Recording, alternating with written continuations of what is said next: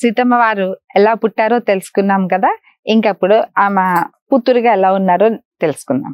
జనక మహారాజు ఆయన సకల శాస్త్ర పారంగతుడు, వేదాంగాలు చదివాడు. ఆ రాజ్యాన్ని పరిపాలించినటువంటి వాళ్ళందరూ నేను రాజుని, వీళ్ళు ప్రజలు అన్న ఆ భావనతో కానీ ఆ దృష్టితో కానీ ఉండేవాళ్ళు కాదండి.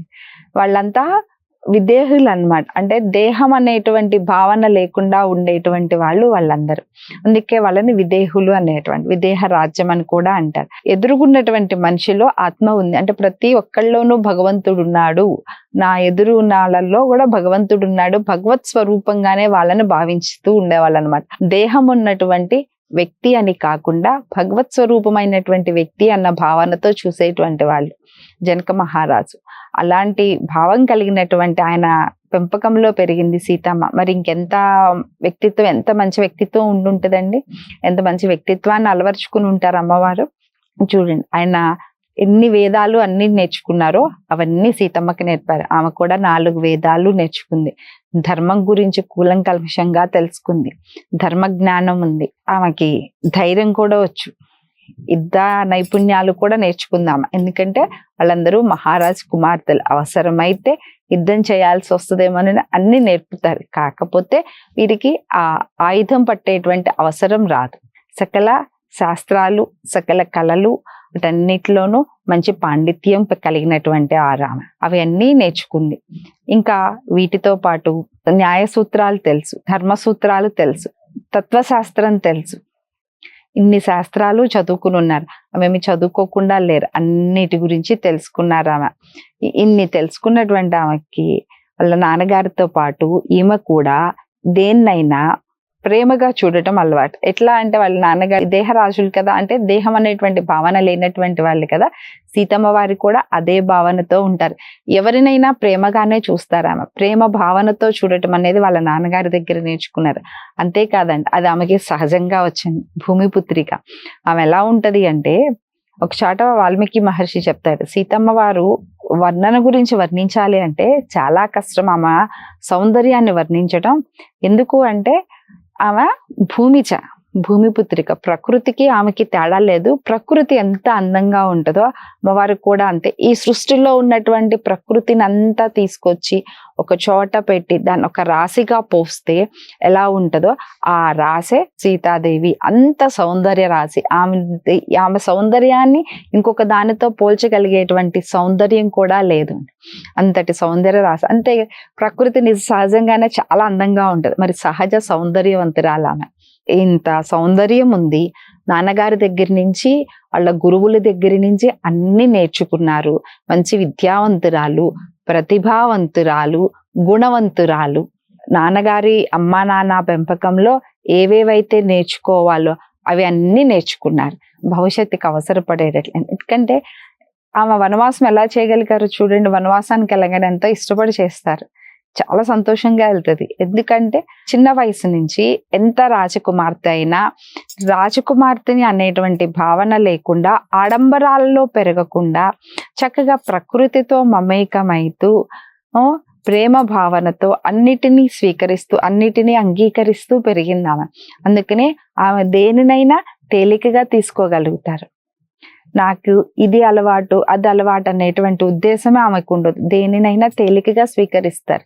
అంటే ఆడవాళ్ళు అలాగే ఉండాలి అని చెప్తున్నారు. మనం ఎక్కడికి వెళ్ళినా, ఏ ఇంట్లో ఉన్నా, ఎక్కడికి వెళ్ళినా ఆ ఇంటికి తగ్గట్టుగా, ఆ వాతావరణానికి తగ్గట్టుగా ఇమిడిపోగలగాలి. సహజంగా స్త్రీల పుట్టుకతోనే ఆ స్వభావం ఉంటది అంటారు. ఉన్నదానిని మనం ఇంకా పెంపొందించుకోవాలి సీతమ్మలాగా. అలా జనక మహారాజుకి ఇంత గుణవంతురాలు, విద్యావంతురాలు, సౌందర్య రాశి ఆ కుమార్తెను చూస్తే ఆయనకి కొంచెం దిగులుగా ఉండేదంట. ఇన్ని మంచి లక్షణాలున్న ఈ అమ్మకి, నా కుమార్తెకి మంచి భర్తను నేను తేగలనా అనేటువంటి ఒక దిగులు ఉండేదంట. అందులో ఆమె యోనిజ భూమిలో నుంచి వచ్చింది అంటే ఆయనకి మరి మంచి విద్వాంసుడు కదా ఆయన. అన్ని శాస్త్రాలు తెలిసినాడు, తపస్వి. అలాంటప్పుడు ఆయనకి ఆ సీతమ్మ వారు ఎవరో తెలుసు. సాక్షాత్ లక్ష్మీదేవి ఆ విధంగా పుట్టింది, భూమిలో పుట్టుకొచ్చింది. ఈమెకి తగినటువంటి వరుణ్ణి అసలు నేను తేగలనా అని ఆయనకి చాలా పెద్ద దిగులుగా ఉండేది. సో చిన్నతనంలో ఆడుకుంటా సీతమ్మ వారు వాళ్ళ ఇంట్లో ఉన్నటువంటి శివధనుస్ని చాలా సునాయాసంగా ఎత్తేసారంట. అది చూసి ఆయనకి ఈమె వివాహం ఎలా చేయాలా అని దిగులు పడుతున్న ఆయనకి ఒక మంచి ఆలోచన వచ్చింది. నాకు తనకి వివాహం ఎలా చేయాలో నాకు మార్గం చూపించింది, సాక్షాత్కి ఈమె పరమేశ్వరినే అనుకుని సంతోషపడి ఈమెని వివాహం చేసుకోవాలి అంటే శివధనుసుని ఎక్కువ పెట్టాలి అని కండిషన్ పెట్టారు ఆయన. ఇక్కడ వాల్మీకి రామాయణంలో సీతమ్మ వారికి స్వయంవరం జరిగినట్లుగా ఉండదండి. ఎవరైతే ఆ విల్లుని ఎక్కువ పెడతారో వాళ్ళకి నా కుమార్తెనిచ్చి పెళ్లి చేస్తాను అంటారు ఆయన. ఈమెలో ఉన్నటువంటి అన్ని మంచి లక్షణాలని చూసి ప్రతి ఒక్కళ్ళు ఈమె నా భార్య అయితే బాగుండు అనుకుని జనక మహారాజు దగ్గరికి వెళ్ళి మీ అమ్మాయిని మాకు ఇచ్చి వివాహం చేయరా అని అడగడం, ఆయన అది ఎక్కువ పెట్టిన వాళ్ళకి ఇస్తాననడం, వాళ్ళు ఎక్కువ పెట్టలేక వెళ్ళిపోవడం, ఇలా చాలా సార్లు జరిగినాయి అన్నమాట. ఒక సందర్భంలో అయితే రాజులందరూ ఇంత అందమైన అమ్మాయిని ఇంట్లో పెట్టుకుని ఆ శివధనుసు వంక పెట్టి ఎవరికి ఇచ్చి పెళ్లి చేయకుండా మన క్షత్రియుల వీరత్వాన్ని పరాక్రమాన్ని జనక మహారాజు అవమానిస్తున్నాడు అని ఆయన మీద యుద్ధానికి కూడా వెళ్ళిన సందర్భం ఉన్నాయండి. అందరు కలిసి ఆయన మీద యుద్ధానికి వెళ్తే ఆయన వాళ్ళందరినీ ఓడించి గెలుచుకోవడం, ఆయన తమ్ముడు ఇద్దరు కలిసి వాళ్ళని ఓడించడం, ఇంత జరిగింది. అంటే సీతమ్మ కోసం ఆమెకున్నటువంటి మంచి గుణగణాలను చూసి ఆమెని భార్యగా కావాలనుకుని ఎంతో మంది వచ్చారు. మరి వచ్చిన వాళ్ళు చాలా మంది వస్తారు. ఒక అమ్మాయిని ఇంకొకరికిచ్చి వివాహం చేసేటప్పుడు, ఇంకొక ఇంటికి పంపించేటప్పుడు తండ్రి ఎన్ని ఆలోచిస్తాడండి.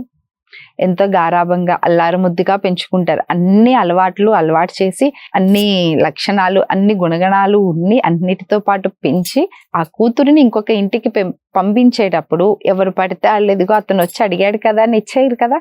వాళ్ళకి నా కూతురిని భరించేటువంటి శక్తి, భరించటం అంటే వేరేగా అర్థం చేసుకోకండి.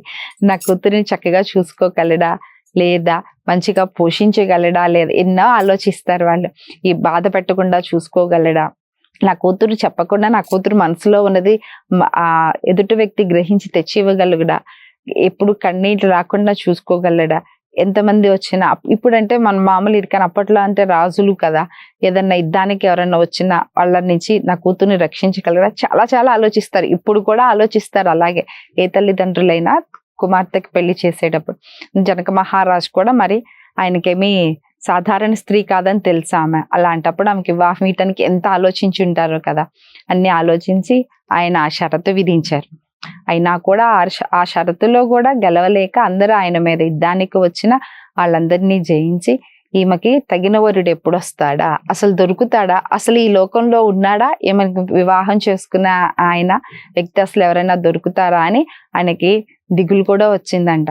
అంటే ఎంతటి సాక్షాత్ లక్ష్మీదేవే నా ఇంటికి కూతురుగా వస్తే ఆ నారాయణుడు ఎక్కడో చోట పుట్టే ఉంటాడు అన్నటువంటి మనసులో ఒక భావన ఉన్నా ఇంతమంది వస్తున్నారు కానీ అసలు ఆయన రావట్లేదు, అసలు ఆయన వచ్చాడా లేదా, అవతరించాడా లేదా అనేటువంటి ఒక సందేహం కూడా ఉంది జనక మహారాజుకి. ఆమె వివాహం గురించి ఆయన ఆలోచిస్తూ ఉన్న సందర్భంలోనే విశ్వామిత్ర మహర్షి చక్కగా వీళ్ళిద్దరినీ తీసుకొచ్చాడు, రామలక్ష్మణుల్ని. అక్కడికి మిథిలా నగరంలో యజ్ఞం జరుగుతుంది, ధనస్సు యజ్ఞం జరుగుతుంది, వెళ్దాం రండి మీరు కూడా చూద్దురు అని చెప్పి తీసుకొచ్చాడు. సరే తీసుకొచ్చాడు, బాగుంది. ఆయన పిలిచి ఎవరో పరిచయం చేసి చెప్పాడు, రామలక్ష్మణులు ఎవరు చూస్తుంటేనేమో మునిబాలులకి రాలేరు, ఎవరని అడిగితే విశ్వామిత్ర మహర్షి చెప్పారు దశరథ మహారాజు కుమారులు ఇవన్నీ చెప్పినాక మీ ఇంట్లో ఆ శివధనుసు ఉంది కదా ఒక్కసారి తెప్పిస్తావా చూస్తారు వీళ్ళు అన్నారు. సరేని ఆ శివధనుసుని చాలా ఒక 50,000 మంది కలిపి లాక్కొస్తారనమాట. అంత బరువుగా ఉంటది. దాన్ని పెట్టినటువంటి పెట్టె కూడా అంత బరువు ఉండేది. అంత తీసుకొచ్చినాక గురువు గారు చెప్పినట్టు ఆ శివధనుసుని చూడమన్నారు. చూడమంటే జస్ట్ ఇలా చూసి పక్కకు వచ్చేయమని కాదు కదా దాని అర్థం. ఆయన రాముడు దానిని పట్టుకుని విల్లు ఎక్కుపెట్టి ఇంటి తాడు కడుతూ ఉంటే ఆ శివధనుసు విరిగిపోయింది. అంతేకాని రాముడంతటి రాముడిగా శివధనుసుని విరవలేదు. అది అక్కడ స్వయంవరం జరిగేటువంటి ప్రదేశం కూడా కాదు, అది ఇరిగిపోయింది. ఆయన పరాక్రమానికి ఆయనలో అంటే రాముడు ఆ శివధనుసుని కూడా చాలా బరువుగా బలంగా ఎత్తడం కూడా ఏం చేయలేదండి. చిన్నపిల్లలు కనుక బొమ్మలు ఆడుకునేటప్పుడు చిన్న బొమ్మను ఎలా తీసుకుంటారో అదొక ఆట వస్తువులాగా అంత సునాయాసంగా ఎత్తేసాడు ఆయన, చాలా తేలికగా ఎత్తేసాడు ఆయన. సో దానితో ఎత్తేసి దాన్ని వింటినారి కట్టి ఇచ్చేయటం చూసి జనక మహారాజుకి ముచ్చటేసి నా కుమార్తెకు ఆయన పెట్టిన షరతుకి తగినట్టుగా కూడా ఉన్నాడు, అన్ని విధాలా నచ్చాడు ఆయనకి. అందుకని ఆయనకి ఇచ్చి వివాహం చేయడానికి సిద్ధమయ్యాడు. వారి వివాహం ఎలా జరిగిందో మరొక భాగంలో తెలుసుకుందాం. నమస్కారం. Please subscribe to the channel and download the Politicos app from the links in the description.